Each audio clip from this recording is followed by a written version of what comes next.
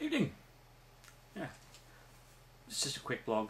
It's like really late on a Sunday night.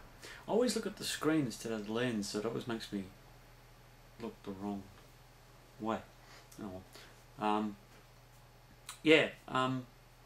my last song, I said that something to the effect of I talked about the United States involvement in World War One, and it was sort of taken that I'd denigrated. Well, not exactly that, but I'd not really.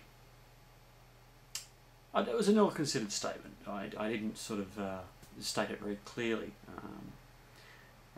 What I really meant was I was talking about the about Remembrance Day activities, and I know that they're quite reasonably important in Australia and the UK and Canada, and I wasn't particularly sure how important they were in the United States because, as far as I know from the history I've read, the United States, I mean, they joined the war, the Great War, at least with material, they joined a lot later than everyone else. They didn't get troops on the ground in Europe until late 1917, about 1918. Just reading up on this at the moment,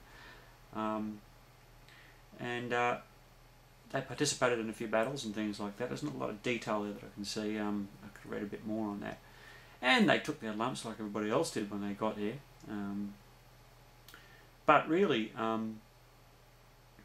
mean, they hadn't been fighting for upwards of 4 years, and hadn't sort of lost as many men as everybody else, at least on the Allied side. The Germans had already lost a lot too. Personally, I'm kind of in the middle on this. I had relatives on both sides of the conflict, so I don't really have a side as such. But because of that, because they entered it late in the war, I just didn't think that they looked at it with so much importance. Where was I going with this? Well, it's pretty much it, really. I mean, the most important thing the Americans did in World War One, in my opinion, from what I've read, is it was basically they arrived. They were there. They reinforced the French and British Empire army groups, and basically mobilised 4 million men and started sending them over at a time when the Germans really couldn't handle facing that many more people at that time, because they were already at breaking point. The years and years of blockade had already sort of denuded them of most of the necessities of life at home and a lot of the raw materials that they needed for their war efforts. So they were really hard up against it, and the idea of taking on the Americans as well, and all of the manpower and material wealth that represented, was just basically too much. Not to mention that at that time, as the Americans were coming in, the British and the French had started their offensives, counter-offensives, I guess you could call them, in 1918. They'd basically started. They'd developed coordinated warfare with planes and tanks and infantry, as well as the artillery, and were starting to make big gains.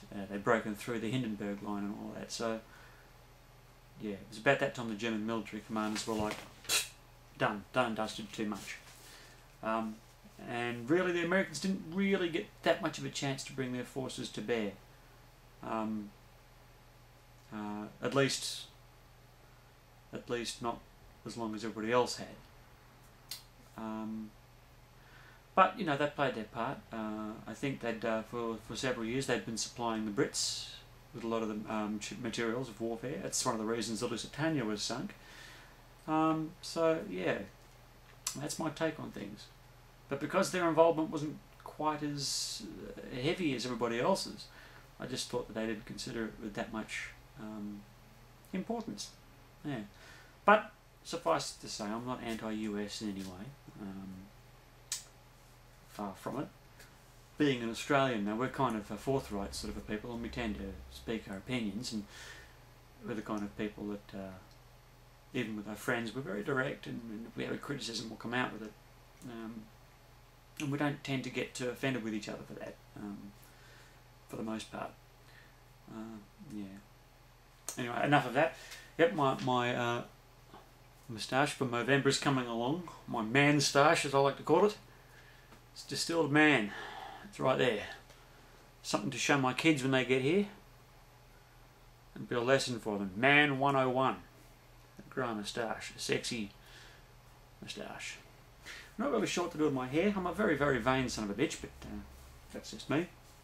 Yeah. Sort of not sure whether to get it shorter again or make it go longer or what. It just always ends up looking weird. I guess I'll wrap that up there, and I'll do a song. Just a quick one. Nothing really good.